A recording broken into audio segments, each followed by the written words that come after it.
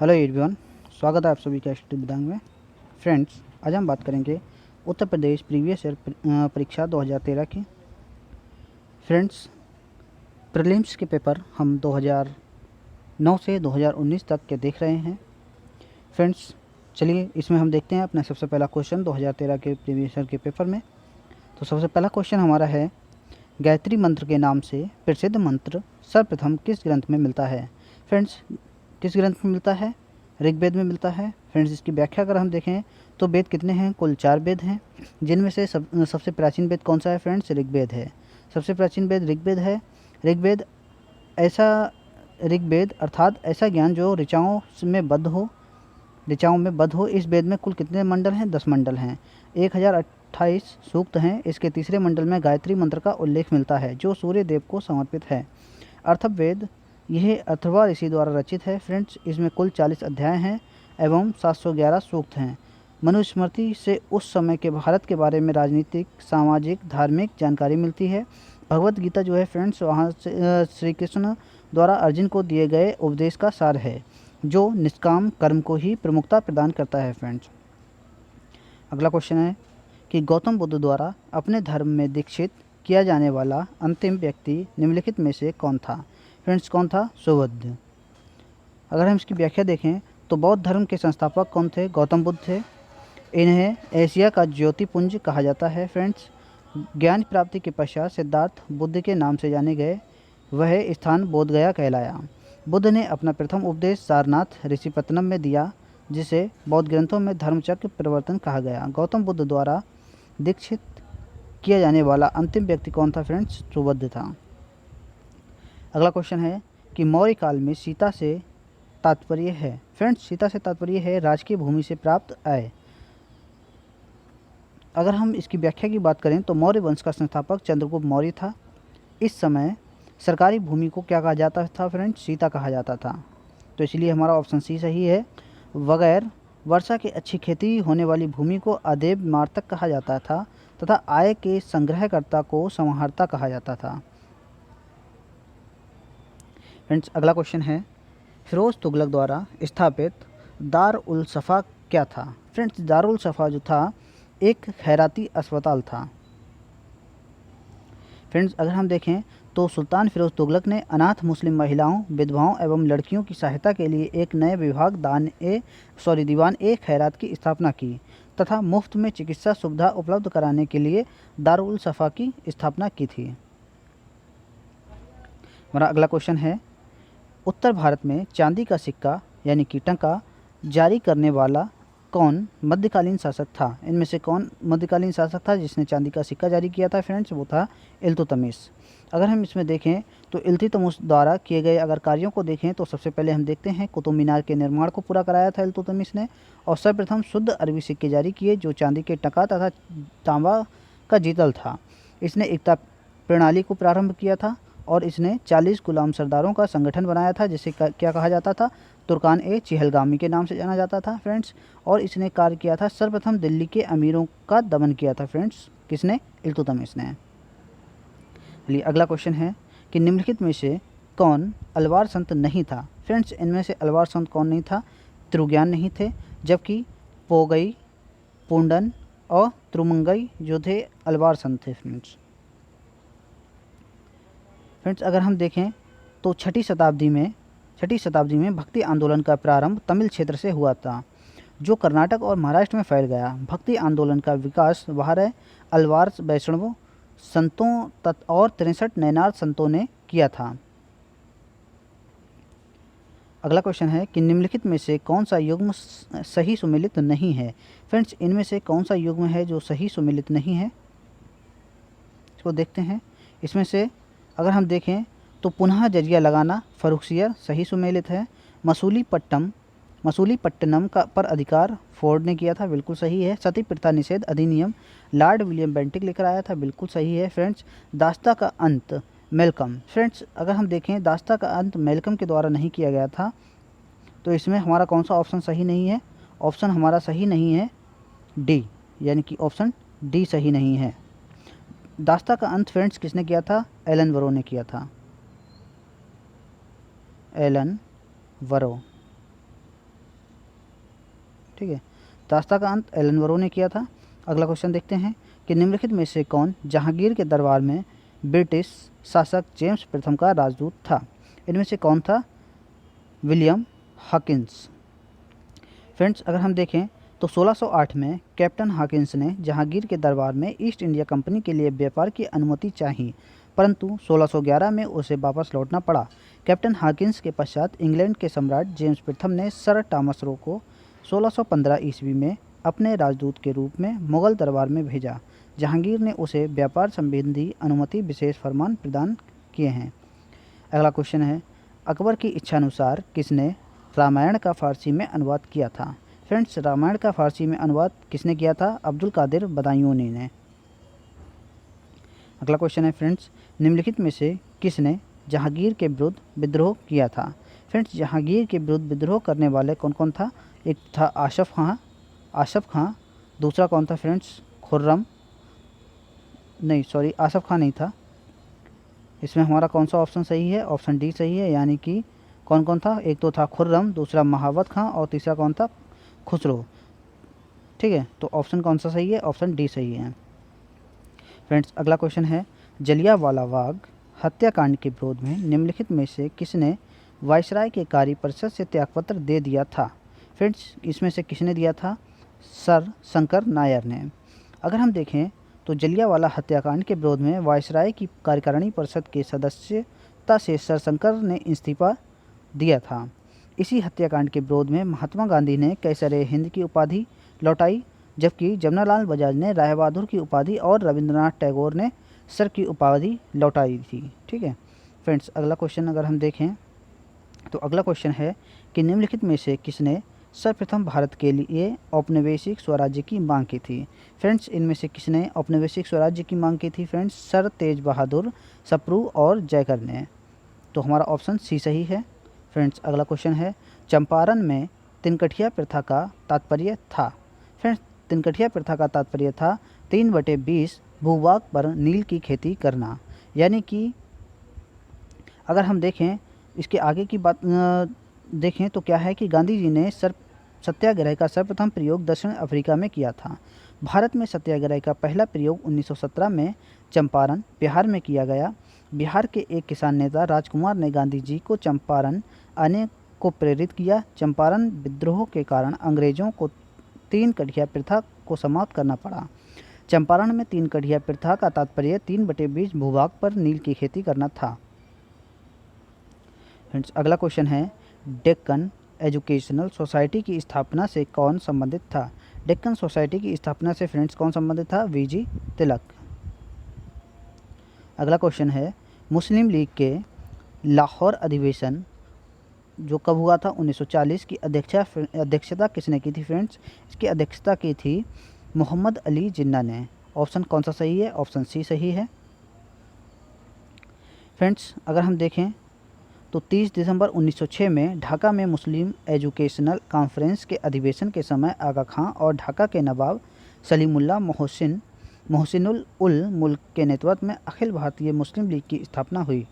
1907 में स्वीकृत मुस्लिम लीग के संविधान में प्रथम मुख्य उद्देश्य भारतीय मुसलमानों में अंग्रेजी सरकार के प्रति निष्ठा पैदा करना और अंग्रेज सरकार की नीति के विषय में उत्पन्न संदेह को दूर करना था। 1940 में मुस्लिम लीग के लाहौर अधिवेशन की अध्यक्षता किसने की थी? मोहम्मद अली जिन्ना ने की थी। फ्रेंड्स, हमारा अगला क्वेश्चन है कि निम्नलिखित में से भारतीय राष्ट्रीय कांग्रेस के किस अधिवेशन में महात्मा गांधी ने कहा था, गांधी मर सकते हैं परंतु गांधीवाद हमेशा बना रहेगा? फ्रेंड्स, किसमें कहा था? कराची अधिवेशन 1931 में, यानी कि ऑप्शन सी सही है। अगला क्वेश्चन है, 1937 में प्रांतों में मंत्रिमंडल के निर्माण के उपरांत कांग्रेस का शासन कितने महीने चला था? फ्रेंड्स, कितने महीने चला था? 28 महीने चला था। अगला क्वेश्चन है, निम्नलिखित में से किस आंदोलन के साथ अरुणा आसफ अली जुड़ी हैं? अरुणा आसफ अली भारत छोड़ो आंदोलन से जुड़ी हुई हैं। फ्रेंड्स, अगला क्वेश्चन है, माउंटबेटन योजना आधार बनी? फ्रेंड्स, किसका आधार बनी? देश के विभाजन का। माउंटबेटन योजना जो है वो देश के विभाजन का आधार बनी थी।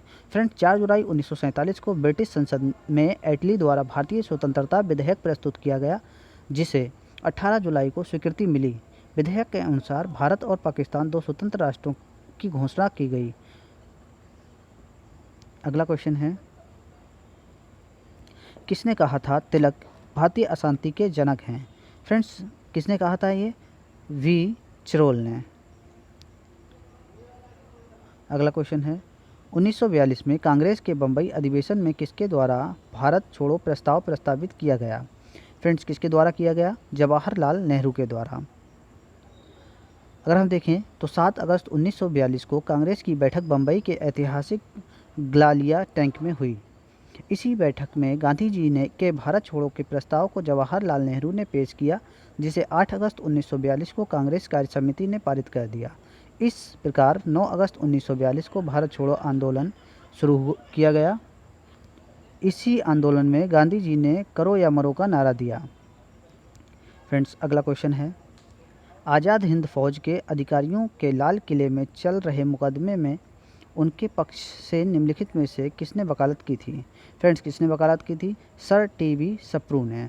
अगर हम देखें तो आज़ाद हिंद फौज के गिरफ्तार अधिकारी पी.के. सहगल, कर्नल गुरुदयाल ढिल्लन एवं मेजर शाहनवाज खां पर राजद्रोह का आरोप लगाकर दिल्ली के लाल किले पर लगभग 1945 ईस्वी में मुकदमा चलाया गया।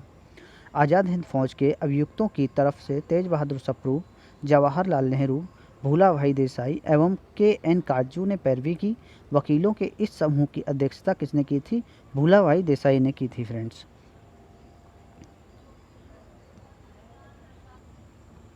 अगला क्वेश्चन है, निम्नलिखित देशांतरों में कौन सा भारत की प्रमाणिक मध्य रेखा कहलाता है?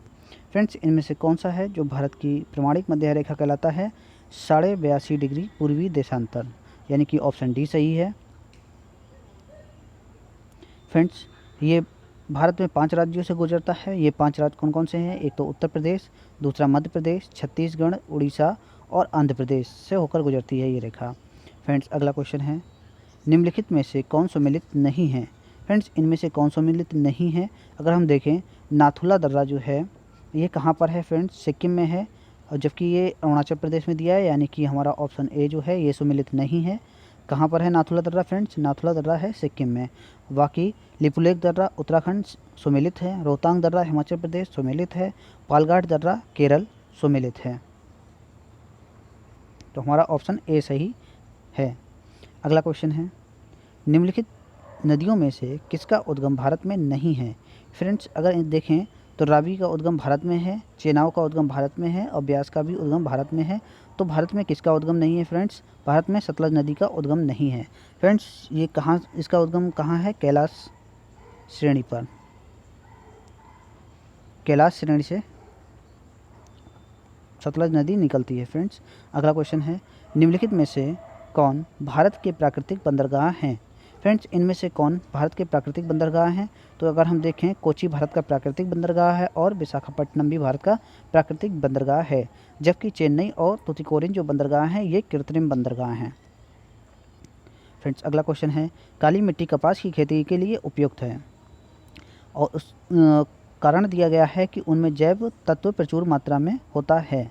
तो फ्रेंड्स, इसमें कौन सा ऑप्शन सही है? ऑप्शन सी सही है, यानी कि काली मिट्टी कपास की खेती के लिए उपयुक्त है, लेकिन इसमें जैव तत्व प्रचुर मात्रा में नहीं होते हैं। तो फ्रेंड्स, कौन सा ऑप्शन सही है? ऑप्शन सी सही है। अगला क्वेश्चन है, सूची फर्स्ट को सूची सेकेंड में से सम्मिलित कीजिए और सूचियों के नीचे दिए गए कोड का उपयोग करके सही उत्तर का चयन कीजिए। फ्रेंड्स, अगर हम देखें तो एल्यूमिनियम कहाँ पर है? जे के नगर से सम्मिलित है। तांबा कहाँ से सम्मिलित है? तांबा मलांज खंड से सम्मिलित है। ठीक है, तांबा मलांज खंड से संबंधित है। जस्ता फ्रेंड्स संबंधित है टूंडू से। जस्ता कहाँ से संबंधित है? टूंडू से। और जूट संबंधित है फ्रेंड्स भाटपाड़ा से। जूट कहाँ से संबंधित है? भाटपाड़ा से, यानी कि ऑप्शन हमारा कौन सा सही है? ऑप्शन बी सही है। फ्रेंड्स, अगला क्वेश्चन है, सूची फर्स्ट को सूची सेकेंड से सम्मिलित कीजिए और सूचियों के नीचे दिए गए कोड का उपयोग करके सही उत्तर का चयन कीजिए। फ्रेंड्स, अगर हम देखें, इनमें से कागज़ जो है कहाँ से संबंधित है? कागज़ संबंधित है टीटागढ़ से। सीमेंट कहाँ से संबंधित है? फ्रेंड्स, सीमेंट संबंधित है लखेरी से। और अगर हम देखें तो लोहा कहाँ से संबंधित है? लोहा संबंधित है भिलाई से। और खनिज तेल शोधनशाला कहाँ से संबंधित है? फ्रेंड्स, अम्बाला से। तो हमारा कौन सा ऑप्शन सही है? ऑप्शन बी सही है। फ्रेंड्स अगला क्वेश्चन है, एक निश्चित आकृति में व्यवस्थित ताराओं का समूह कहलाता है, क्या कहलाता है फ्रेंड्स? नक्षत्र। अगर हम देखें तो खगोल शास्त्र में आकाश में दिखने वाले कुछ चमकीले तारों का ऐसा समूह है जो एक तल में स्थित दिखता है, तारामंडल अथवा नक्षत्र कहलाता है। और हाइड्रा सबसे बड़ा तारा है, हाइड्रा जो है सबसे बड़ा तारा है।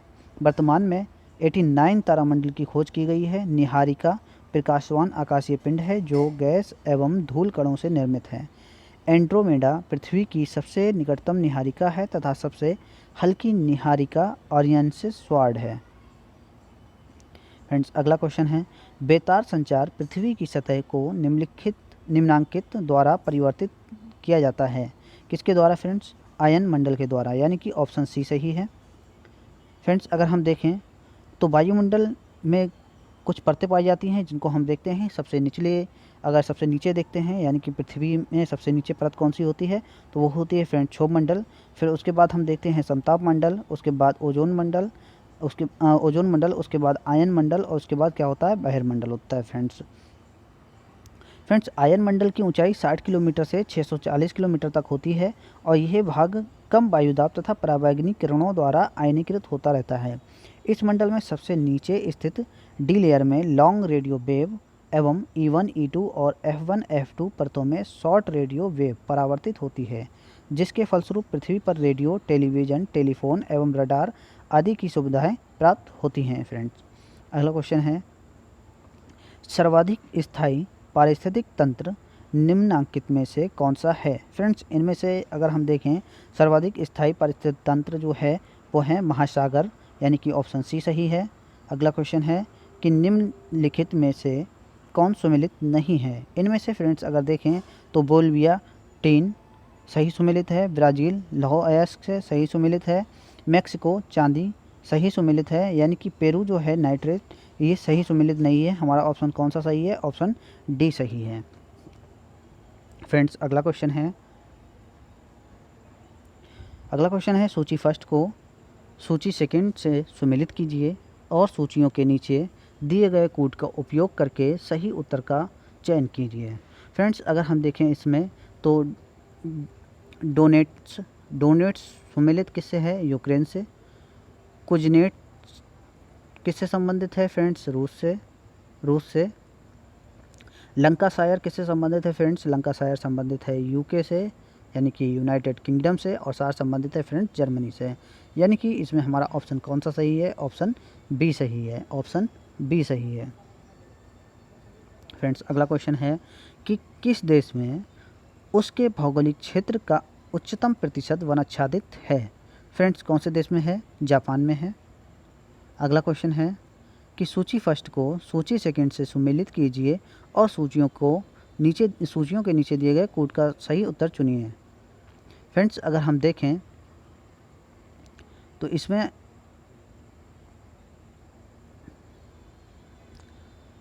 कोलोरेडो संबंधित किससे है? होवर से संबंधित है। दामोदर संबंधित किससे है? फ्रेंड्स पंचेत हिल से संबंधित है। नील संबंधित है आसवान से और जाम्बेजी संबंधित है फ्रेंड्स कैरीवा से। इसमें हमारा कौन सा ऑप्शन सही होगा? फ्रेंड्स ऑप्शन डी सही है। ऑप्शन डी सही है। अगला क्वेश्चन है, निम्नलिखित में से कौन सा देश अपने कुल निर्यात से प्राप्त धन का लगभग 2/3 चावल के व्यापार से प्राप्त करता है? फ्रेंड्स कौन सा देश है? म्यांमार। अगला क्वेश्चन है कि विश्व में कुल कहवा उत्पादन के प्रतिशत की दृष्टि से शीर्षस्थ देश है? कौन सा है? फ्रेंड्स ब्राज़ील, यानी कि ऑप्शन बी सही है। जनसंख्या से संबंधित कोई क्वेश्चन है फ्रेंड्स, इनको देख लेते हैं कि निम्नलिखित संघ शासित राज्यों में स्त्री साक्षरता 2011 के जनगणना के अनुसार उच्चतम है? फ्रेंड्स किस में है? लक्षद्वीप में। अगर हम इसकी व्याख्या देखें तो दिए गए चारों विकल्पों में सर्वाधिक साक्षरता दर लक्षद्वीप 87.9% है। ठीक है फ्रेंड्स, बाकी सब में कितनी है? दमनदीप में कितनी है? 79.5%, पुडुचेरी में है 80.7% और चंडीगढ़ में फ्रेंड्स कितनी है? 81.2%। अगला क्वेश्चन है, जनसंख्या के पिरामिड में कौन सा समूह आश्रित आबादी के रूप में जाना जाता है? फ्रेंड्स अगर हम देखें तो 0 से 14 वर्ष आयु के समूह को आश्रित आबादी के रूप में जाना जाता है। अगर हम इसमें व्याख्या देख लें तो जनसंख्या पिरामिड में सामान्यतः 0 से 14 वर्ष आयु समूह को आश्रित जनसंख्या के रूप में जाना जाता है। इसके अतिरिक्त 65 वर्ष या अधिक आयु के व्यक्तियों को भी आश्रित जनसंख्या के रूप में जाना जाता है, जबकि 15 से 64 वर्ष आयु वर्ग को कार्यशील जनसंख्या के रूप में जाना जाता है। फ्रेंड्स, अगला क्वेश्चन है, भारत में निम्नलिखित में से किस राज्य में नगरीय घनत्व सर्वाधिक है? फ्रेंड्स, नगरीय घनत्व सर्वाधिक कहाँ पर है? फ्रेंड्स, पश्चिम बंगाल में। अगला क्वेश्चन है, 2011 की अनंतिम जनगणना के अनुसार जनसंख्या को दृष्टि में रखते हुए निम्नलिखित राज्यों को अवरोही क्रम में प्रस्तुत कीजिए। फ्रेंड्स, अगर हम देखें तो सबसे पहले हम किस राज्य को रखेंगे अवरोही क्रम के अनुसार? उत्तर प्रदेश, यानी कि उत्तर प्रदेश में सबसे अधिक जनसंख्या है। उसके बाद हम रखते हैं महाराष्ट्र को, उसके बाद हम रखेंगे बिहार, उसके बाद आंध्र प्रदेश, यानी कि कौन सा ऑप्शन सही है? ऑप्शन बी सही है। फ्रेंड्स, सबसे अधिक जनसंख्या उत्तर प्रदेश में, उसके बाद महाराष्ट्र में, उसके बाद बिहार में, उसके बाद आंध्र प्रदेश में। फ्रेंड्स, अगला क्वेश्चन है, निम्नलिखित में कौन एक सही सुमेलित नहीं है? फ्रेंड्स, इनमें से कौन सा एक सही सुमेलित नहीं है? अगर हम देखें अनुच्छेद 39A सामान्य न्याय एवं निःशुल्क विधिक सहायता, तो फ्रेंड्स ये सही सुमेलित है। अनुच्छेद 40 ग्राम पंचायतों का गठन सही सुमेलित है। अनुच्छेद 44 समान नागरिक संहिता सही सुमेलित है। अनुच्छेद 48 न्यायपालिका का कार्यपालिका से पृथककरण, फ्रेंड्स ये सही सुमेलित नहीं है, यानी कि ऑप्शन डी सही है। अनुच्छेद 48 में क्या कहा गया है? फ्रेंड्स, कृषि एवं पशुपालन संगठन के बारे में बताया गया है, ना कि न्यायपालिका का कार्यपालिका से पृथककरण। तो हमारा कौन सा ऑप्शन सही नहीं है? ऑप्शन डी सही है। ठीक है, अगला क्वेश्चन है, आनुपातिक प्रतिनिधित्व की व्यवस्था निर्वाचन प्रक्रिया प्रणाली के रूप में सुनिश्चित करती है। फ्रेंड्स, क्या सुनिश्चित करती है? अल्पसंख्यकों के प्रतिनिधित्व को, यानी कि ऑप्शन डी सही है। फ्रेंड्स, अगला क्वेश्चन है कि निम्नलिखित कथनों में से कौन सही नहीं है? फ्रेंड्स, इनमें से कौन सा सही नहीं है? चलिए देखते हैं कि संविधान संशोधन विधेयक संसद के दोनों सदनों द्वारा अलग अलग विशेष बहुमत से पारित होना चाहिए। फ्रेंड्स, अगला है कि सर्वोच्च न्यायालय में संविधान संबंधी मामलों की सुनवाई कम से कम 5 न्यायाधीशों द्वारा की जाती है, बिल्कुल सही।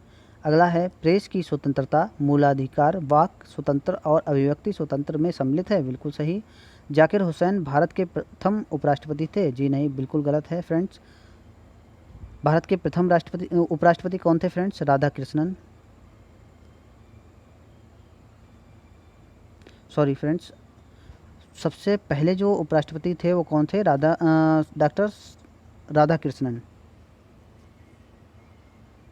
ठीक है,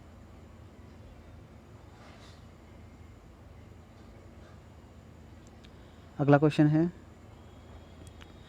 भारतीय संविधान के निम्नलिखित अनुच्छेदों में से किस एक के अंतर्गत विधान परिषद की स्थापना या समाप्ति की व्यवस्था की गई है? फ्रेंड्स, किसके अंतर्गत की गई है? अनुच्छेद 169 के अंतर्गत। अगला क्वेश्चन है, उत्तर प्रदेश विधान परिषद का संपूर्ण सदस्य संख्या है। फ्रेंड्स, उत्तर प्रदेश विधान परिषद की संपूर्ण सदस्य संख्या फ्रेंड्स कितनी है?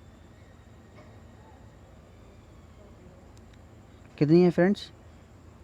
टोटल कितनी है? 100 है। इनमें से कोई भी विकल्प सही नहीं है, यानी कि टोटल सदस्य संख्या कितनी है? 100 है। ठीक है, अगला क्वेश्चन, निम्नलिखित राज्यों में से किसमें 1967 से 1971 के मध्य अधिकतम गठबंधन सरकारें बनने का रिकॉर्ड है? कौन से राज्य में है? फ्रेंड्स, बिहार में है। अगला क्वेश्चन है कि निम्नलिखित में से कौन एक संवैधानिक निकाय है? फ्रेंड्स, इनमें से कौन एक संवैधानिक निकाय है? फ्रेंड्स, योजना आयोग एक संवैधानिक निकाय है। फ्रेंड्स, आप सभी जानते हैं कि योजना आयोग को समाप्त कर अब क्या बनाया गया है? नीति आयोग। ठीक है फ्रेंड्स, नीति आयोग का गठन किया गया है। चलिए, अगला क्वेश्चन है कि निम्नलिखित में से कौन राज्य सरकार तथा स्थानीय शासन के बीच राजस्व बंटवारे के लिए उत्तरदायी है? फ्रेंड्स, कौन है? राज्य वित्त आयोग। फ्रेंड्स, अगर हम बात करें तो अनुच्छेद 280 के द्वारा केंद्रीय वित्त आयोग का गठन किया जाता है, जो संघीय स्रोत से मिले राजस्व को संघ तथा राज्यों के बीच विभाजन का स्वरूप तय करता है। फ्रेंड्स इसी प्रकार अनुच्छेद 243 जा के अनुसार राज्य वित्त आयोग का गठन का प्रावधान किया गया है, जो राज्य वित्त आयोग स्थानीय निकायों हेतु वित्त के स्रोत की व्यवस्था हेतु सुझाव देता है। फ्रेंड्स अगला क्वेश्चन है कि अनुसूचित जातियों और अनुसूचित जनजातियों के लिए एक राष्ट्रीय आयोग गठित करने का प्रावधान संविधान के किस अनुच्छेद के अंतर्गत किया गया है? फ्रेंड्स किसके अंतर्गत किया गया है? अनुच्छेद 338 और अनुच्छेद 338 ए के अंतर्गत किया गया है। अगला क्वेश्चन है लोकसभा में एंग्लो इंडियन समुदाय के प्रतिनिधित्व के लिए प्रावधान संविधान में किस अनुच्छेद के अंतर्गत किया गया है? फ्रेंड्स किसके अंतर्गत किया गया था? अनुच्छेद 331 के अंतर्गत। फ्रेंड्स एंग्लो इंडियन समुदाय के लिए जो है प्रतिनिधित्व का जो प्रावधान किया गया था उसको अब समाप्त कर दिया गया है। ठीक है फ्रेंड्स, इसको अब समाप्त कर दिया गया है। अगला क्वेश्चन है बॉम्बे और फ्रेंड्स अगला क्वेश्चन है बॉम्बे, मद्रास और कलकत्ता में उच्च न्यायालयों की स्थापना कब हुई? फ्रेंड्स बॉम्बे, मद्रास और कलकत्ता में उच्च न्यायालयों की स्थापना कब हुई थी? 1861 में। अगला क्वेश्चन है भारत की सर्वोच्च न्यायालय के संबंध में निम्नलिखित में से कौन कथन सही है? इनमें से कौन सा कथन सही है देखते हैं। इसका केवल मूल क्षेत्राधिकार है? जी नहीं, गलत है। और इसका केवल अपीलीय क्षेत्राधिकार है? जी नहीं, बिल्कुल गलत है। इसका केवल परामर्श संबंधी क्षेत्राधिकार है? जी नहीं, बिल्कुल गलत है। इसका मूल, अपीलीय और परामर्श संबंधी क्षेत्राधिकार है, यानी कि इन सभी पर क्षेत्राधिकार है। ऑप्शन हमारा डी सही है। फ्रेंड्स अगला क्वेश्चन है जिस समिति ने लोकतांत्रिक विकेंद्रीकरण और पंचायत राज की सिफारिश की उसका सभापति कौन था? फ्रेंड्स उसका सभापति कौन था? बलवंत राय मेहता। और ये समिति फ्रेंड्स 1957 में बनी थी। अगला क्वेश्चन है पंचायत समिति के सदस्य प्रत्यक्ष रूप से जनता द्वारा निर्वाचित किए जाते हैं। ठीक है फ्रेंड्स, कौन सा ऑप्शन सही है? ऑप्शन सी सही है। अगला क्वेश्चन है संसद के सूचना अधिकार अधिनियम को भारत के राष्ट्रपति की स्वीकृति प्राप्त हुई। फ्रेंड्स कब स्वीकृति प्राप्त हुई? 15 जून 2005 को। अगर हम देखें तो सूचना के अधिकार को संसद ने विधिक अधिकार मानते हुए सूचना अधिकार अधिनियम 2005 पारित किया। इस अधिनियम पर 15 जून 2005 को भारत के राष्ट्रपति ने हस्ताक्षर किया। तत्पश्चात 12 अक्टूबर 2005 से यह देश के सभी भागों में लागू हो गया है। हमारे संविधान के किस भाग में 3 सोपानों में पंचायतें बनाने की परिकल्पना की गई है? तो किस में की गई है? भाग 9 में।